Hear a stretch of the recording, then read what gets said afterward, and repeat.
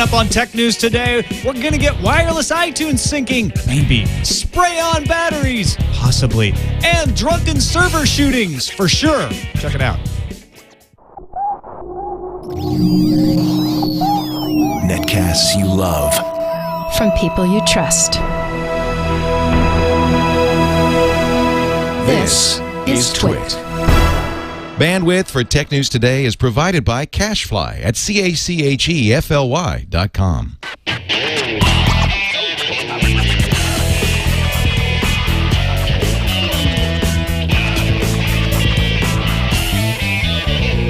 This is Tech News Today for Thursday, August 26, 2010. Tech News Today is brought to you by Go to Assist Express. If you're in tech support, save time and money by supporting your clients and colleagues remotely with Go to Assist Express. For a free 30-day trial, visit gotoassist.com/TNT. Welcome to Tech News Today. I'm Tom Merritt.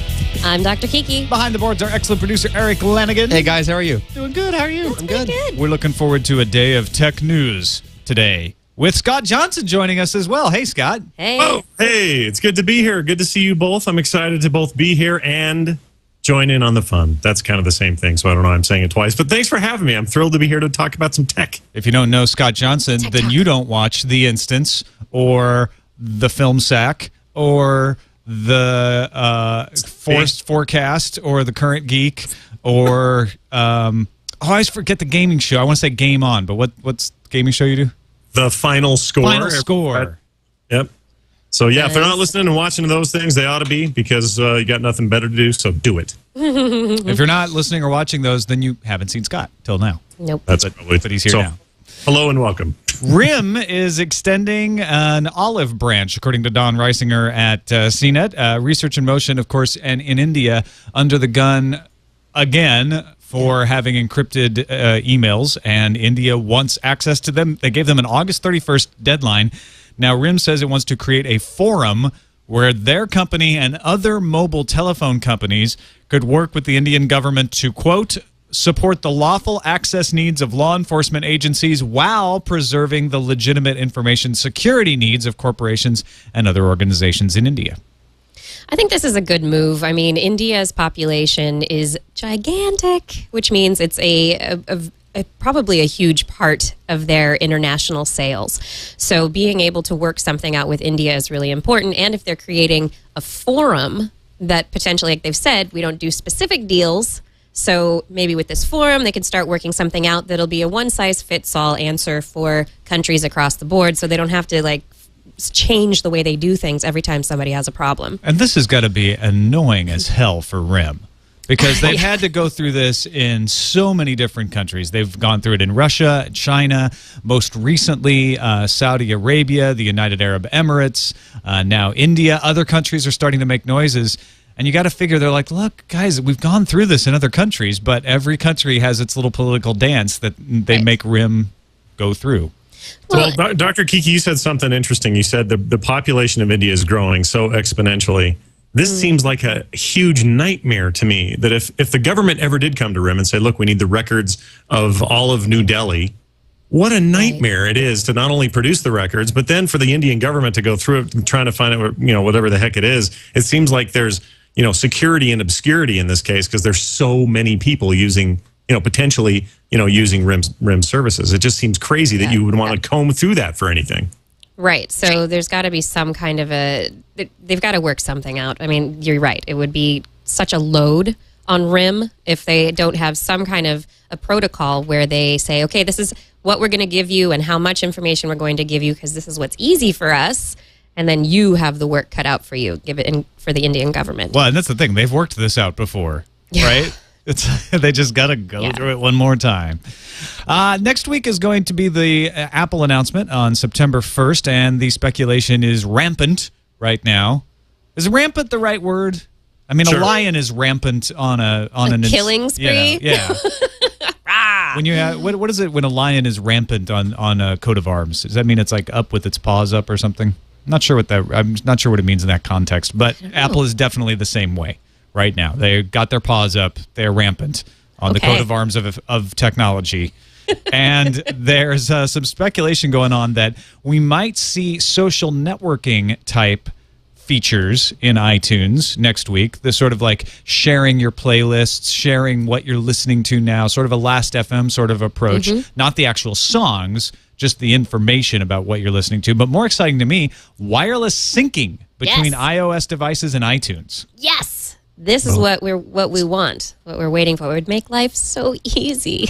We've been waiting for this since the first iPhone, so that'd be really, really nice. But to the rumor of the social networking, I have a thought about this. It's really hard to compete with not so much the MySpaces anymore, but the Facebooks of the world. When they get to a certain critical mass, it's like, why do we even try? Who needs a new social networking platform?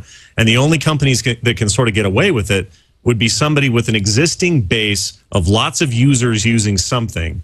Good examples of this in the gaming space are like Steam on the PC, or Xbox 360's live system, or even more recent Blizzard Entertainment's efforts with their Battle.net system. It's a huge bunch of dedicated people that are willing to say, oh yeah, we'll try your new connectivity and your new social networking system that you're building into this thing we already love. And that maybe leads to, being able to really compete in that space. And if there's one of maybe a few companies that could probably pull this off, given the install base, it's probably Apple. Yep. There's nothing... there's not even a licensing problem with them doing wireless syncing, as long as they have a secure way to do the wireless transfer, so you can't like broadcast your entire library to the whole neighborhood accidentally. There's no reason they can't do this. So why wouldn't they? Yeah, that makes sense to me. And you're going to see new iPods, which we're going to talk about in a minute, but you're going to see all kinds of new hardware tied in with this. You're going to see all kinds of excitement with how people are going to be able to use these devices moving forward. And why not an Apple platform? I mean, it's as good or as strong as any. It's all about implementation at this point. Hopefully they've got, they've learned something from the security woes of Facebook over the last couple of months. Maybe they can implement something that will tie people together through music and make it, make a real run for what Facebook and others have already sort of done. Yeah.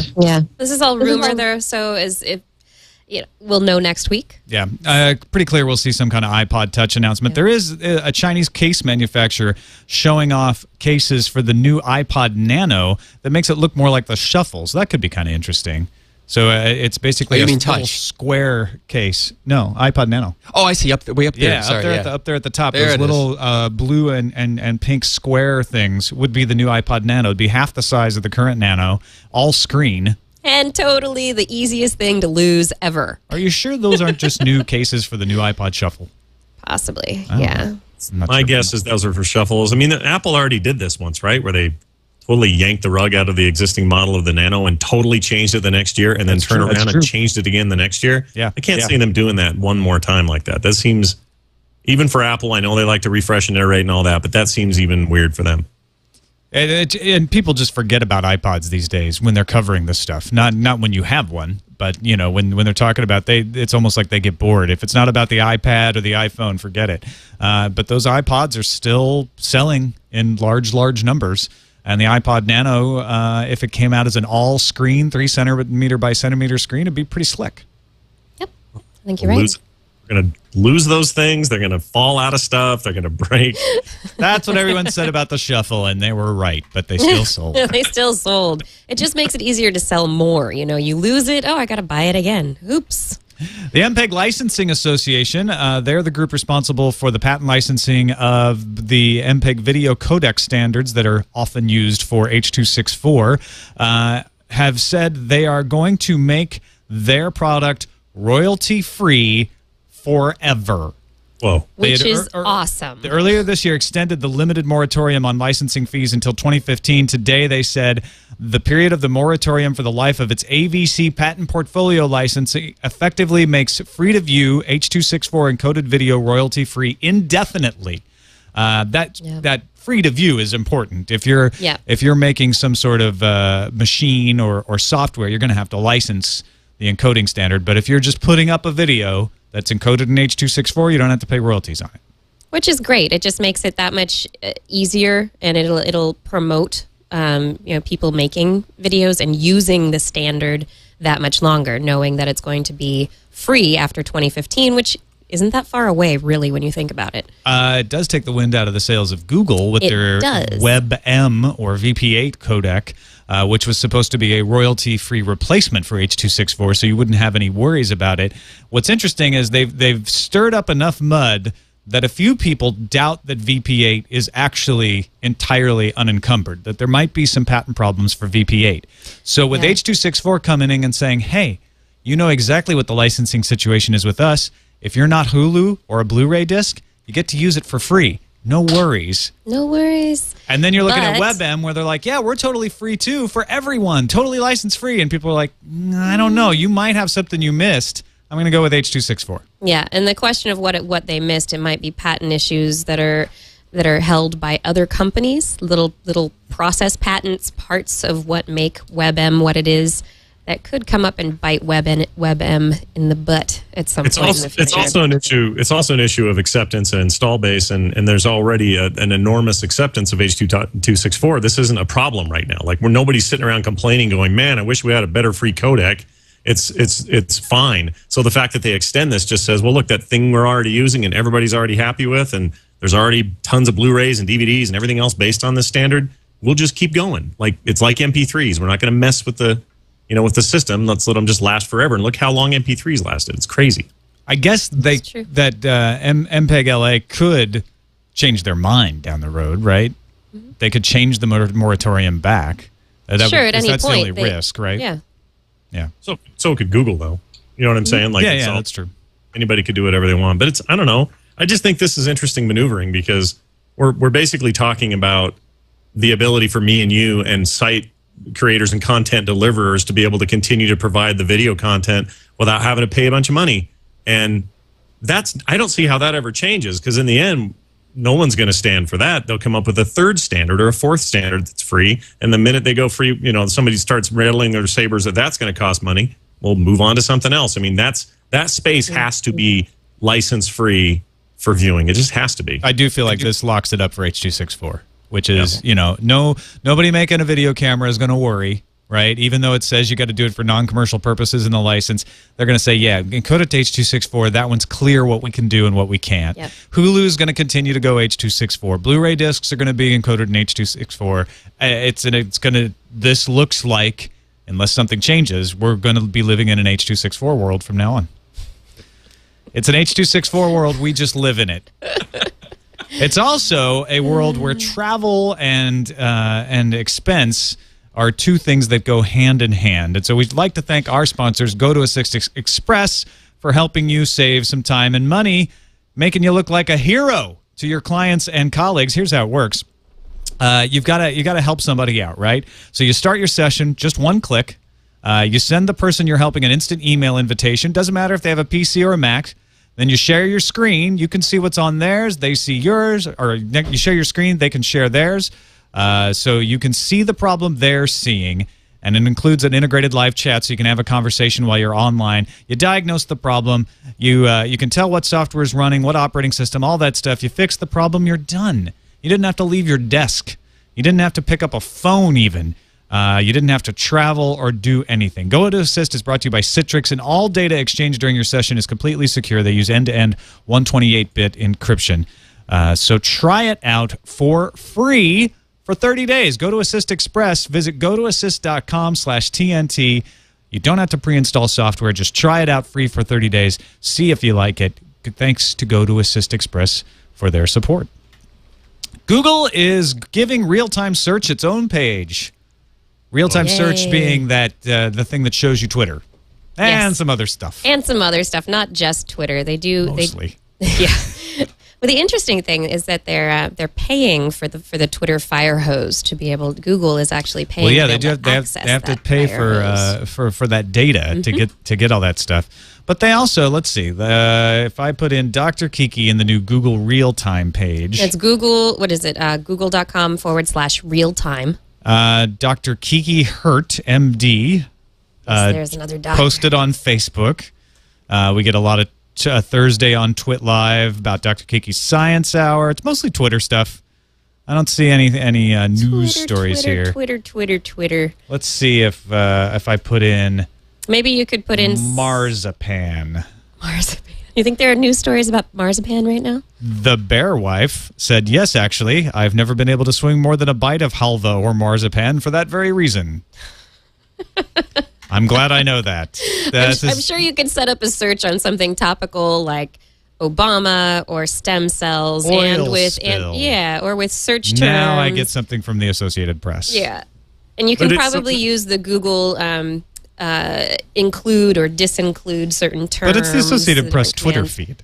It's still Twitter and Facebook that's showing up here. Because that's the real-time stuff. That's the thing. I mean, this to me, I don't really can't quite get this because it seems like I can just do this in Twitter. Like I can, if that's all the results I'm getting, and there's a smattering of Facebook here, but mostly it's Twitter. I can just search for these terms in Twitter and get the same kind of result in my Twitter client on my phone. This moves. This updates as it goes, right? So as somebody posts something about oil spill, it moves down and a new posting comes up, so you can keep track of it in real time.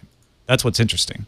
Right. And hopefully what they're going to do is integrate multiple sources so that as they improve it, it'll just become more and more data rich in real time. I talked to search expert Marshall Clark, who's the head of search at dig.com. He said the one thing about this that we might want to mention is how difficult it is to weight the authority of different pieces of content in real-time search. So it's easy to filter a fire hose of content to, say, only display posts that include the query stem cells. What's more difficult is deciding which stem cell posts are most authoritative on the top. What if Justin Bieber tweets something versus a stem cell researcher? In traditional search, you could just track the reputation of the publication URL itself, like the New York Times. Now engines need to look at not just the publication source, Twitter, but also the author of the content, whoever it happens to be on Twitter, and ideally the reputation of that author across all channels.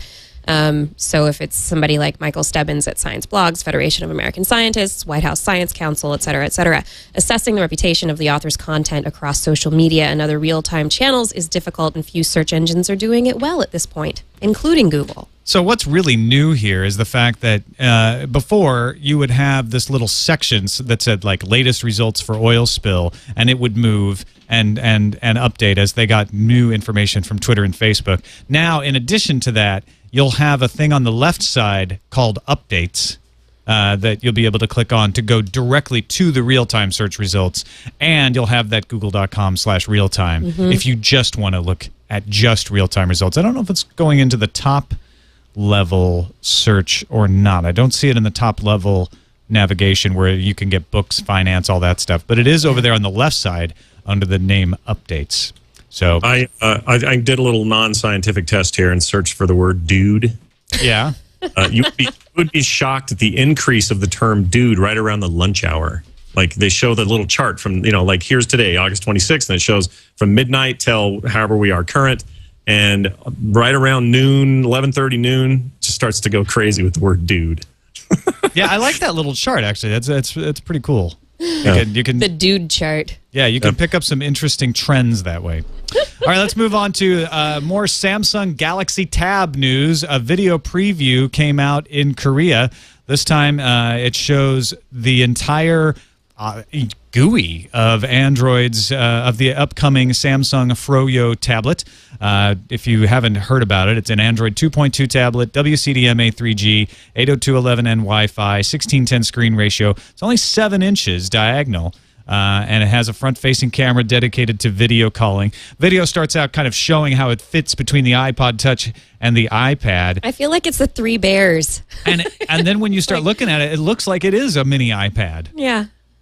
Because it has the same sort of response to the finger when you slide around. It has an on-screen keyboard. Of course, this one's in Korean, but yeah, I mean, you'd almost call it a ripoff. I mean, so many right. So many of the design elements, whether it's the software or any of the on-screen stuff, looks just like Apple's.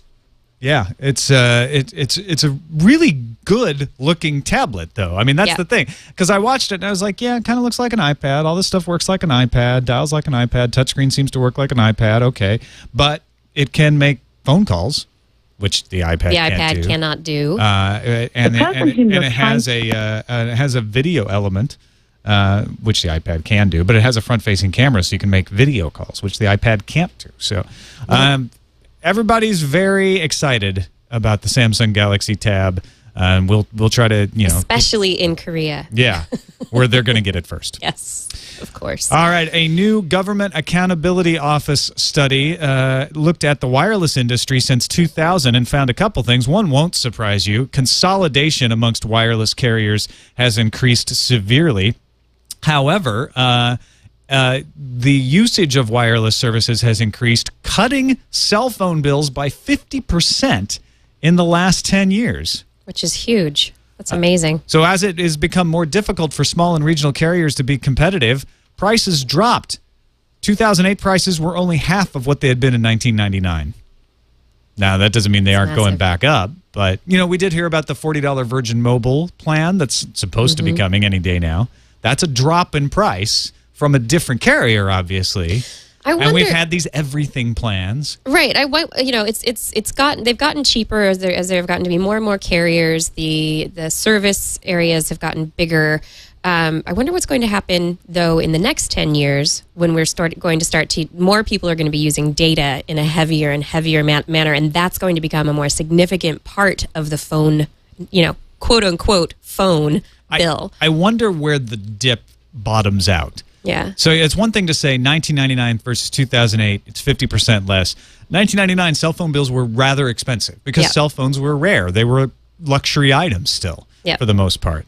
I didn't even have a cell phone in 1999. I was trying to remember. I actually got my first cell phone in 1999. Not the first cell phone I used, but the first cell phone that I bought for myself was in 1999. It was a little Samsung Sprint flip phone thingy. Yeah, I remember those phones. God, I don't remember how much I paid, but it was around $70 a month. Yeah. And those bills went down and down and down for a while until, like you said, the smartphones came. And then the bills started going back up and up and up. So I bet we've already passed the bottom of that curve. Right. So if we start looking at this year's data or even next year's data compared, it's going to be completely different. Now, we haven't cut Scott out of the conversation, by the way. We're having problems getting him back on Skype. We had a connection loss. So we'll bring him back in as soon as we remake a connection. But that may have happened just now. Let's first, there he is. Hey, Scott, sorry about that. Let's talk about this Intel mind-reading computer. You were looking into this. Yeah, I love this. I love the idea of this, that Intel's been coming up with all sorts of different ideas, implanting chips into your head.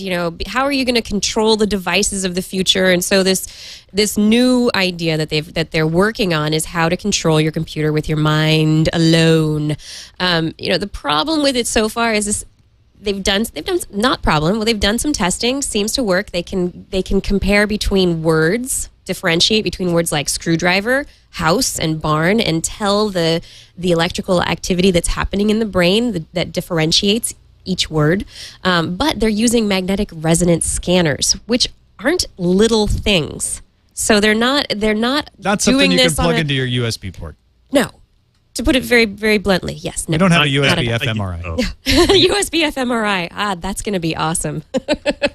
Give it some time. I'm sure this stuff will shrink down to that. But just so I understand this right, they can tell the difference between me thinking about a screwdriver and a barn. Yes. Or the words. Between the words. Yeah, which is even harder, actually. Yeah, so getting the words differentiated from the actual images or the concepts that arise in your brain, those are going to be different. But I think it's a really interesting technology, the ability to we know we have there are personal devices now where you have these little game controllers that you can put on your head and be able to move a cursor around on a screen once you learn how to control it properly. And there's that toy where you can levitate the ball just by thinking. And right. The stuff like the levitating the ball, it just takes like mass energy of your brain. It's like your brain is turned on and you're thinking about it, or you're like calming your brain down. So, but being able to differentiate between the discrete signals or the summation of particular signals, being able to type words into Google with your mind. Screwdriver, yeah. That takes a lot more. Move a cursor, be able to control some software, an app. That takes a lot, and it's really interesting. I love that they're working on it. Not user-friendly just yet, I think.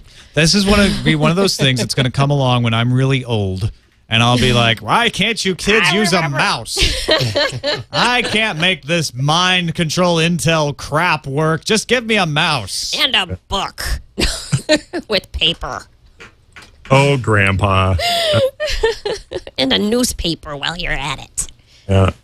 This scares me. I'm not going to lie to you. Like, this is sort of a step in that weird direction where, I don't know, I love progress and I love this kind of science and I think this stuff is really interesting and cool, but this is getting closer to like crazy town to me. The idea that a computer could tell that I'm looking for a screwdriver on Google, is there something inherently creepy about that to me?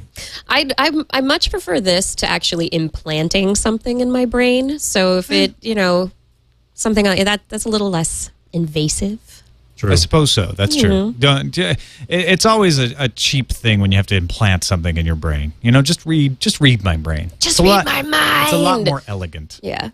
If you were reading my mind now, you'd know it's time for News Fuse.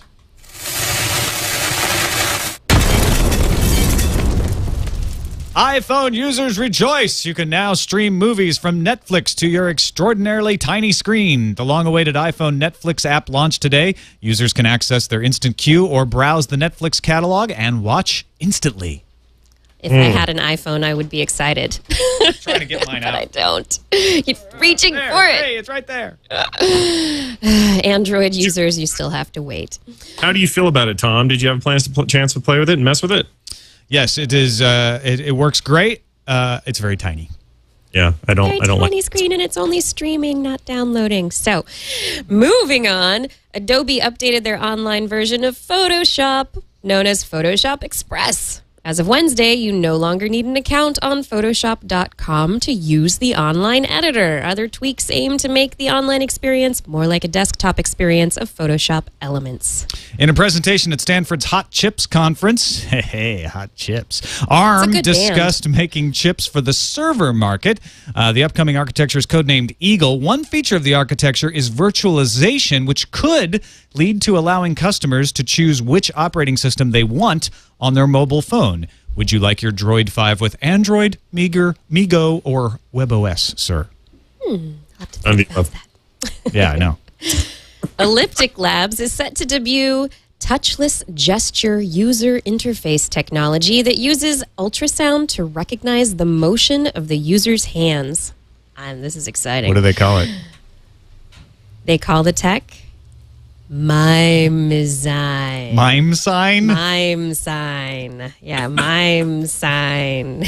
I don't. How does it block out your sleeves and your other stuff moving? Your keys bouncing around? I don't buy this. Anyway, they plan to showcase this at IFA in Berlin starting September 3rd. According to Panda Labs, 25% of new worms in 2010 have been specifically designed to spread through USB storage. Back to the old physical spread of viruses. They surveyed 10,470 companies across 20 countries. Approximately 48% of small to medium businesses admitted being infected by some type of malware over the last year, and 27% confirmed the vector was indeed a USB device. It's a new floppy. It is. LG's display developing subsidiary will begin mass producing 9.7-inch color e-paper panels and 19-inch monochrome but flexible e-paper screens by the end of the year. Would you like color or bendy? I'll take bendy. Bendy. Target has started rolling out a new electronics trade-in program designed for mobile devices and video games. In participating stores, customers can trade in their iPhone, iPod Touch, or any cell phone, or a video game. Customers will receive a gift card for as little as a few dollars, up to more than $200 per item, depending on the product and its condition. Nice. Google Voice is apparently quite popular. Google posted to Twitter today that 1 million calls were placed in the first 24 hours of the Google Voice being available from Gmail. And the Ninth Circuit Court has declared that attaching a GPS tracker to your car as it sits in your driveway or on a public street is totally legal and can be performed by the police without needing a warrant. Other courts have come to a different conclusion previously, including the influential U.S. Court of Appeals for the District of Columbia. So it looks like this one will be decided by Diana Ross's friends, the Supremes, in the court. Meh, meh, meh.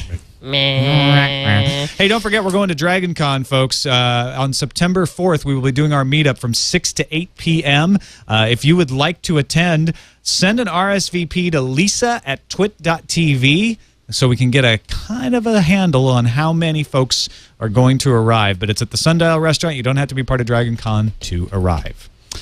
Awesome. Or to attend. You don't have to be part of Dragon Con to arrive, go in the door, do anything. Why did I say arrive? That was really odd. You have arrived. You have arrived. That's nice.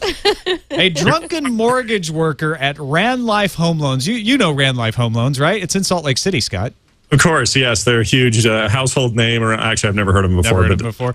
Well, you've heard of them now because one of their employees took out the company's $100,000 server with a 45. Oh, my he blamed the damage on an imagined assailant who he said mugged him with his own weapon, drugged him, and then broke into his office to shoot the server. Police weren't buying it, apparently, and they arrested him. Yeah, I think he got the order confused. It was probably that he took some drugs, got confused, imagined somebody, tried to shoot them, and hit the server. Yeah. Investigations allege that Campbell had been drinking that night at the Twilight concert in Pioneer Park with a coworker, and so, yeah, the drugs were alcohol. Yes. And the mugger was himself. And it was his 45, and he did shoot the server. And he was reliving Office Space. Yeah, there's something. His own version. I'm like, you know what? I don't care about your fake story of what happened. I want to know why you, in your drunken haze, why you decided that damn show server. Bob from accounting. Gonna show him. they didn't say anything about the state of the hardware, did they? I'd love to know how that thing fared. Yeah, exactly. Did he a blade apart or not? Did he pierce the hard drive or not? This is important. Was he trying to recover his tracks from something? Maybe. Dumb people in Utah. What's going on? Hey, all the famous people come from Utah, including this guy. All right. Finally, two different viruses, and we mean real viruses, like the sort of like half alive, half not alive things that infect you and give you the flu. In nature. Yeah. Not in the virtual world. Two different viruses have been used to create the cathode and anode for a lithium-ion battery, which means spray-on batteries? Yeah, or built-in batteries, grown into fabric batteries. These batteries are so exciting. There's a lab out of MIT and researcher Angela Belcher's biomolecular materials group, and they've been working on this since 1994. Last year, they came out with a paper in the Proceedings of the National Academy of Sciences that was kind of outlining how it might work using viruses. And this year, Mark Allen, who's a postdoc, outlined the use of a new cathode that's made with iron fluoride. And it's all built by these viruses. Now, you might be going, viruses? Why would I want a virus-made battery? Is the battery going to make me sick? Is it going to infect me? I'm going to get infected with the battery and then get superpowers. Yeah, no. These viruses are bacteriophages, so they only infect bacteria when they do decide to infect something. They do not infect humans. They are specifically after those little bacteria buggers. They're not going to spread? They're not going to mutate? I don't think so. I don't know. I mean, some people are like, oh, the gray goo is coming. I do like the spray-on battery thing. I love the spray-on battery idea. It's if you have the viruses, if you have the base materials that they need to construct the cathode or the anode, then spray it in the right place, and suddenly you've got a battery. We're not talking like deodorant spray-on battery that you just have sitting on your shelf. This is an industrial situation where it sprays the battery on, right? It's not going to be like portable. Probably not. Axe battery spray. I mean, they may develop something that's more portable for, say, military production uses. Right, but it's more of an industrial type. More of an industrial type thing. And what they're talking about doing is they're developing it. Part of it is that it's going to be so it's nanostructured, because these viruses are nano-sized, so it's all nanostructured. The material is going to be very flexible and not only spray on, but woven in. So it can be woven right into fabric. So you could be wearing your battery. And so the military people, or people who are trekkers, road trekkers, who carry their batteries with them so that they can have tons of technology, won't have to do that. It's in your clothes, which would be really awesome. Other uses are tiny rechargeable batteries for portable electronics, including smartphones, laptops, and GPS. Unmanned aerial vehicles also is another potential application there. And there are lots and lots more, I'm sure. So look forward soon to commercials that announce your favorite electronic product and finish batteries not sprayed on. Batteries not infectious. On to the voicemails to 260-TNT show. Our first caller has a question for the cable TV companies. Hey, TNT, this is Patrick D. from Newton, Massachusetts. I was thinking about your story the other day in which you said that cable companies lost subscribers for the first time ever. And I was wondering, if the trend continues, how long do you think it would be before they lower their rates? I, for one, am sick of tired of paying $100 a month when there are really only about a dozen channels I actually watch. Love the show, and I'll see you at DragonCon, Con of the Dragon. Don't forget to email Lisa at twit.tv. That's right. There you go. To go to the meetup. I sadly think they'll probably raise prices. Probably. I'm hoping that before they lower prices or even keep them the same, they consider a la carte pricing. I mean, part of the reason that I've dropped cable is the fact that, like the caller said, there are only a few channels that I like, but I have to watch, or I have to have all these other ones in the package. I don't want bundled stuff. I want the ones I want. Allow people to do that, and then cable TV might find itself a little bit more competitive if it allows choice. The eventual future for cable television, in my opinion, is becoming Hulu. Right. Here you are, sitting on a gold mine that they don't even realize because they're trying to keep the old business model going as long as they can. And maybe this will be a wake-up call. Your profits are starting to diminish, right? You're starting to lose subscribers. While you still got 100 million people with your service already installed, make that service the box that allows you to get a la carte. Not just a la carte channels, a la carte shows. So that I can stream whatever show I want whenever I want through your service that I'm already paying for. You will win. You are in perfect position to win. This is the music industry in 1998, right? This is before Napster for you. They haven't figured it out yet. I'm scratching my head as to why this isn't already happening. And you've brought this up before, and we've had conversations about it. And every time you bring it up, I just go, what the crap are they doing? It's the same reason I quit getting cable, and I'm waiting around for them to do this. This is the only reason I come back. And they'll have me again if they'll do it. So they'll even get me back who quit in the first place, plus all the people that are already there be thrilled about this. It's ridiculous that they haven't done it.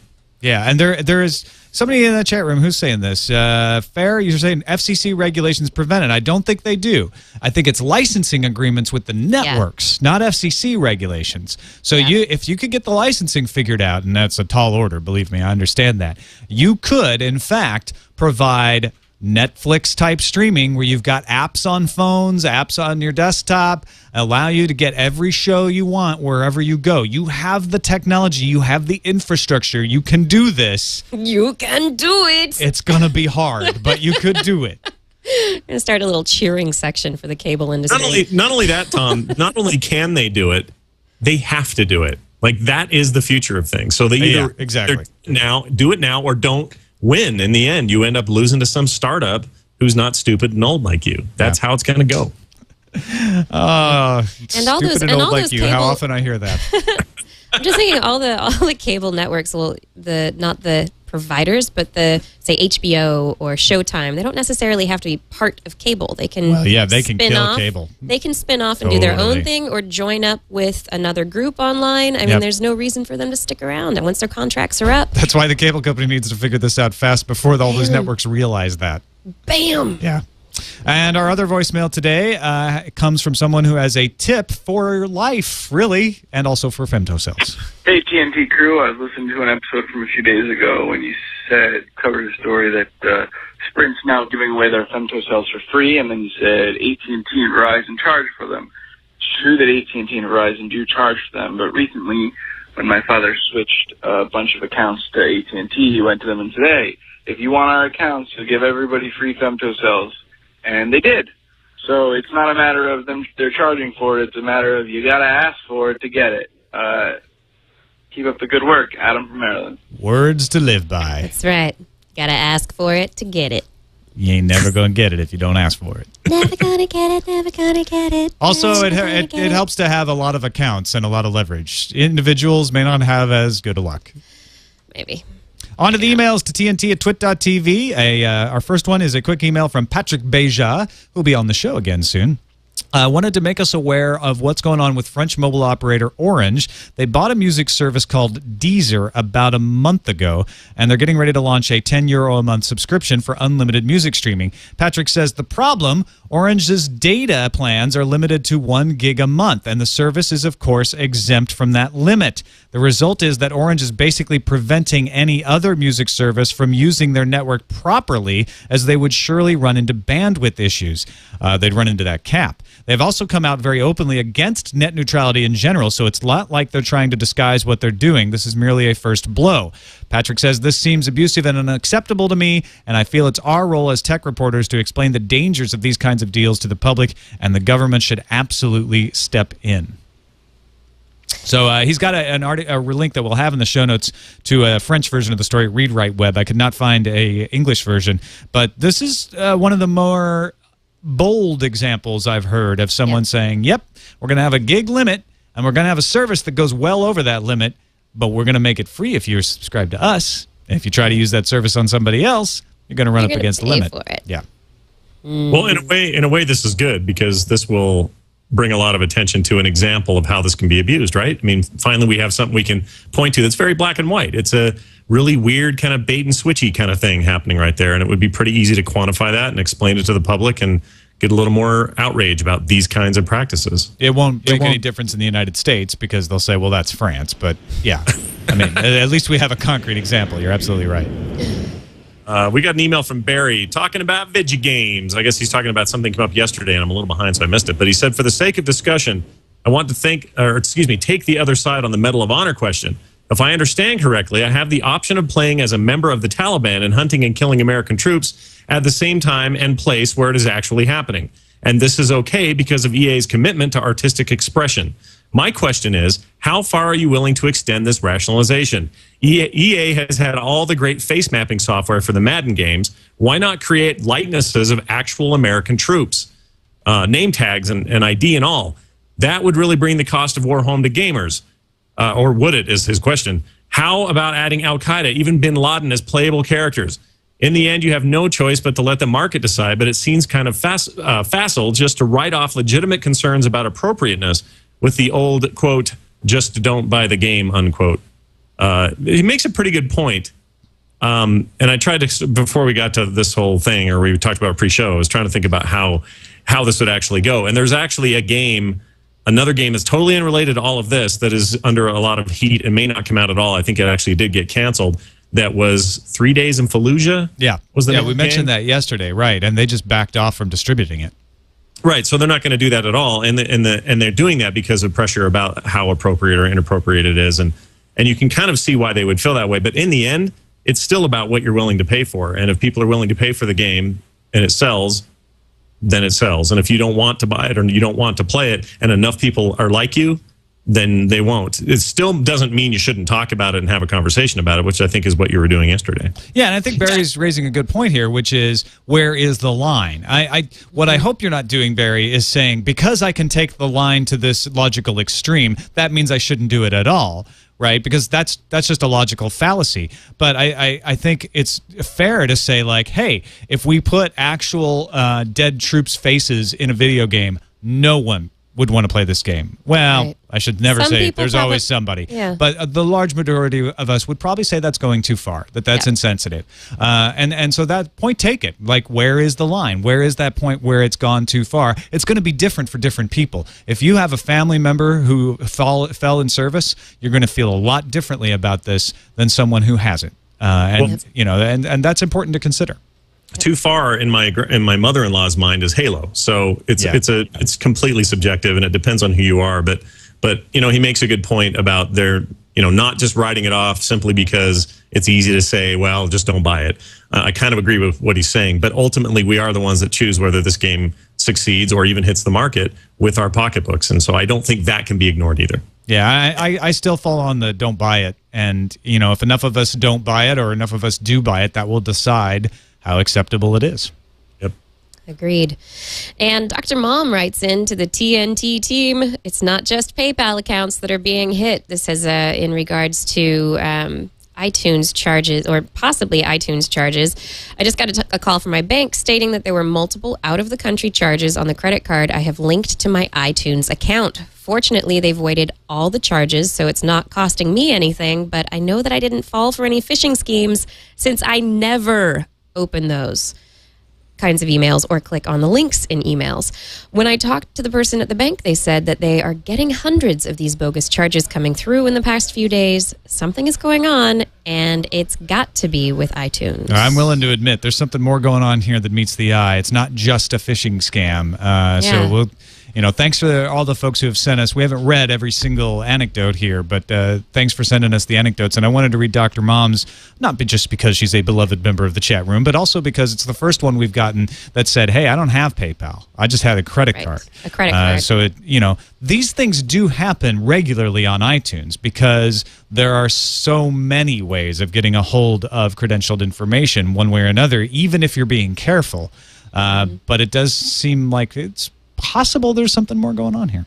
Yeah, plus no offense to Apple, but they're not always the first ones to come out and say, ooh, we may have a problem here, everybody. We're working on it. They usually don't do that. Like with antenna problems, and I could list 100 other things, they sort of say, we don't know. We haven't heard, they just sort of ignore it. There's no comment. So the fact that they're not saying anything isn't that surprising. And this kind of evidence points to maybe there's a hole there. Hopefully they'll fix it. I wish they were a little more transparent about it, but that's Apple for you. Yeah, well, I'm just wondering if the hole that they say was fixed ever was actually fixed. I think it was. Or if there's... My guess would be, is it the only hole? Right, okay. Or is this just your traditional, like, putting some malware on somebody's computer and keylogging and reading plain text out of memory? I mean, there's so many different ways. It's hard to guess. But it does seem to be a lot of coincidental, circumstantial evidence that make it worth keeping an eye on. And definitely make it worth being extra safe with your iTunes and your PayPal passwords, for sure. Yep. All right. Great. It's always fun on Thursdays hanging out with Dr. Kiki on TNT. Thanks for being here again. Thank you. I have so much fun. Very excited that I'm going to be on This Week in Science today. Yeah. Tonight at 7:30. This Week in Science. And Scott Johnson, let the folks know where they can find you on the internet. Go check out my webcomic, myextralife.com, and there's a lot more linked there, so go check that out. That's probably good enough. Thanks for having me. Oh, thanks, Scott. Always good to have you on, too. twit.tv/TNT. TNT at twit.tv is the email, and 260-TNT show is the voicemail number. We'll see you tomorrow.